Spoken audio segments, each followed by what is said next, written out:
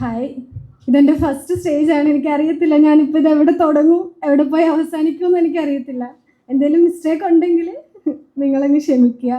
B ഫാമിന് മുന്നേ ഇപ്പോൾ +2 കഴിഞ്ഞപ്പോഴേക്കും ആദ്യം ഒരു വർഷം എൻട്രൻസിന് പോയി കിട്ടാണ്ടായപ്പോഴേക്കും ഒരു ഹോപ്പും ഇല്ലാണ്ട് ചേർന്നൊരു കോഴ്സായിരുന്നു ബി ഫാം.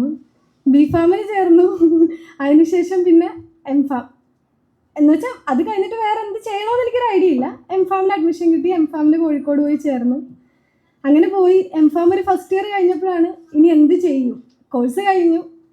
കോഴ്സിൻ്റെ സമയത്ത് സ്റ്റൈപ്പൻഡ് കിട്ടുന്നത് കാരണം വലിയ ബുദ്ധിമുട്ടുകളൊന്നും ഇല്ലാണ്ട് അതങ്ങ് പോയി. പിന്നെ അത് കഴിയുമ്പോഴേക്കും എന്താണെന്നുള്ളൊരു ഐഡിയ ഉണ്ടായിരുന്നില്ല. അങ്ങനെയാണ് ഇപ്പോൾ സൊബി പറഞ്ഞതുപോലെ 2 എക്സാംസ് ഞങ്ങൾക്ക് വിളിച്ചത്. ഒന്ന് IMSഉം ഒന്ന് ഡ്രഗ് ഇൻസ്പെക്ടറിൻ്റെ എക്സാം വിളിച്ചു.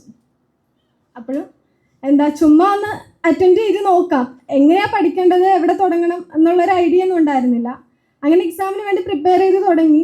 പിന്നെ അതിന് ശേഷം എക്സാം കഴിഞ്ഞതിന് ശേഷം എക്സാമിന് മുന്നേ എം ഫാം കഴിഞ്ഞതിന് ശേഷം ഒരു കോളേജിൽ ട്യൂട്ടറായിട്ട് കയറി. ഒരു ഡിപ്ലോമ കോളേജായിരുന്നു. പക്ഷെ അവിടെ എനിക്ക് കണ്ടിന്യൂ ചെയ്യാൻ പറ്റിയില്ല. ഞാൻ 2 മാസം കഴിഞ്ഞപ്പോഴേക്കും അവിടെ നിന്ന് ഇറങ്ങി. പിന്നെ അത് കഴിഞ്ഞിട്ടൊരു ഇൻഡസ്ട്രിയിലും കയറി. അവിടെ എന്നെ കൊണ്ട് പറ്റിയില്ല, ഞാൻ ഇറങ്ങി. അപ്പോൾ ജീവിതത്തിലൊരു പരാജയമാണ് എന്ന് തോന്നി തുടങ്ങിയൊരു നിമിഷത്തിലാണ് ഡ്രഗ് ഇൻസ്പെക്ടറിൻ്റെ എക്സാം ഫെബ്രുവരിയിലാണെന്നുള്ള അനൗൺസ്മെൻറ്റ് വരുന്നത്. എങ്ങനെ ഇതാക്കണമെന്നൊന്നും അറിയത്തില്ല. സിലബസ് കണ്ടപ്പോഴേക്കും ഞങ്ങൾ ബി ഫാമിന് പഠിച്ചൊരു സിലബസേ അല്ല, മൊത്തത്തിൽ സെം ബേസ്ഡ് സിലബസായിട്ട് മാറി.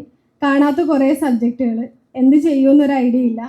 അങ്ങനെ ഞാൻ എൻ്റെ ഹസ്ബൻഡിനോട് പറഞ്ഞു, എനിക്കറിയത്തില്ല, എനിക്കിത് പഠിക്കണമെന്നുണ്ട്, ഇത് പക്ഷേ എങ്ങനെ തുടങ്ങണമെന്ന് എനിക്കറിയത്തില്ല. അപ്പോൾ അങ്ങനെ എൻ്റെ ഹസ്ബൻഡാണ് എനിക്ക് സാംസങ്ങിൻ്റെ കാര്യം പറഞ്ഞു തരുന്നത്. സാംസങ്ങിനെ പറ്റിയിട്ട് പറഞ്ഞത് പുള്ളിയാണ്. അങ്ങനെ ഞാൻ സാംസങ്ങിൽ ശരിക്കും ക്രാഷിനാണ്, DAക്ക് ക്രാഷിനാണ് ചേരുന്നത്. സാംസങ്ങിൽ ആ ഒരു നോട്ട്സും ഇവർ പ്രൊവൈഡ് ചെയ്തിട്ടുള്ള കുറേ ക്ലാസ്സുകളും, അതായത് ഇവിടുത്തെ സ്റ്റാഫിൻ്റെ മാത്രമല്ല, ഫീൽഡിൽ ഫാർമസി ഫീൽഡിൽ എക്സ്പേർട്ടായിട്ടുള്ള പലരുടെയും ക്ലാസ്സുകൾ നമുക്ക് പ്രൊവൈഡ് ചെയ്തിട്ടുണ്ട്. അപ്പോൾ അതിൻ്റെയൊക്കെ ഒരു ബേസിലാണ് ഡ്രഗ് ഇൻസ്പെക്ടർ എക്സാമിന് വേണ്ടി പ്രിപ്പയർ ചെയ്തത്. എന്നാലും ആ ഒരു സിലബസ് എന്നെ കൊണ്ട് കവർ ചെയ്ത് തീർക്കാനായിട്ട് സാധിച്ചിട്ടില്ല. അതിൻ്റെ പകുതി ജസ്റ്റ് ഒന്ന് ഓടിച്ച് വായിച്ചു കിട്ടുന്നല്ലാണ്ട് ഡ്രഗ് ഇൻസ്പെക്ടറിൻ്റെ എക്സാമിന് എങ്ങനെ പഠിച്ചു എന്ന് ഇപ്പോൾ ചോദിച്ചാലും എനിക്കറിയത്തില്ല സത്യം പറഞ്ഞാൽ. അതിന് ശേഷമാണ് പിന്നീട് വന്ന DME ആണെങ്കിലും പിന്നെ അനലിസ്റ്റ് എക്സാമിന് വന്നപ്പോഴും അതെങ്ങനെയാണ് പഠിക്കേണ്ടതെന്നുള്ളൊരു ഐഡിയ കിട്ടിയത് അതിന് ശേഷമായിരുന്നു.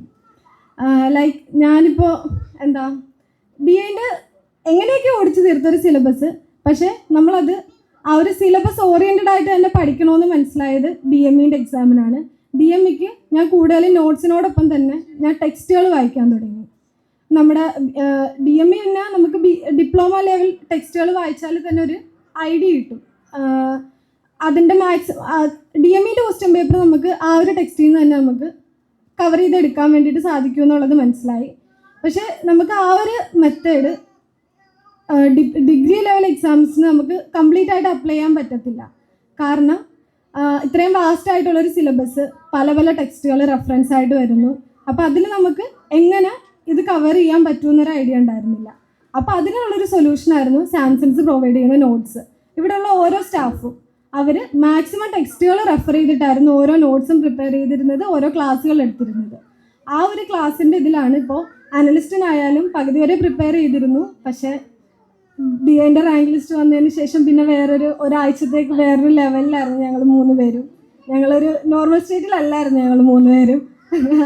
അപ്പോൾ അത് കാരണം അനലിസ്റ്റിൻ്റെ എക്സാം ഞങ്ങൾക്ക് കുറച്ച് ഇതായിരുന്നു. പക്ഷെ എന്നാലും ഈ ഒരു സാംസങ്ങിൻ്റെ നോട്ട്സാണ് കംപ്ലീറ്റ് ആയിട്ട് ഒരു ഡിഗ്രി ലെവൽ എക്സാംസിന് വേണ്ടിയിട്ട് ഞാൻ ഫോളോ ചെയ്തിരുന്നത്.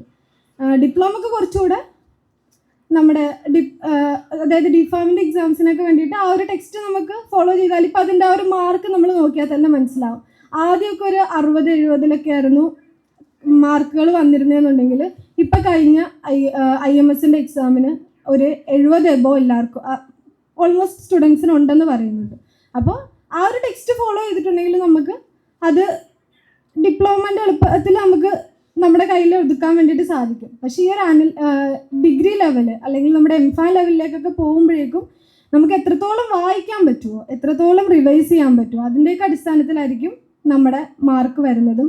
പിന്നെ നമ്മൾ എക്സാം എഴുതുമ്പോൾ ഉണ്ടാകുന്ന ആ ഒരു ടെൻഷനും കാര്യങ്ങളൊക്കെ മാക്സിമം കുറക്കാൻ വേണ്ടിയിട്ട് ശ്രദ്ധിക്കുക.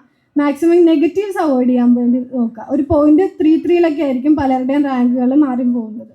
അപ്പോൾ മാക്സിമം നെഗറ്റീവുകൾ അവോയ്ഡ് ചെയ്യാൻ വേണ്ടിയിട്ട് ശ്രദ്ധിക്കുക.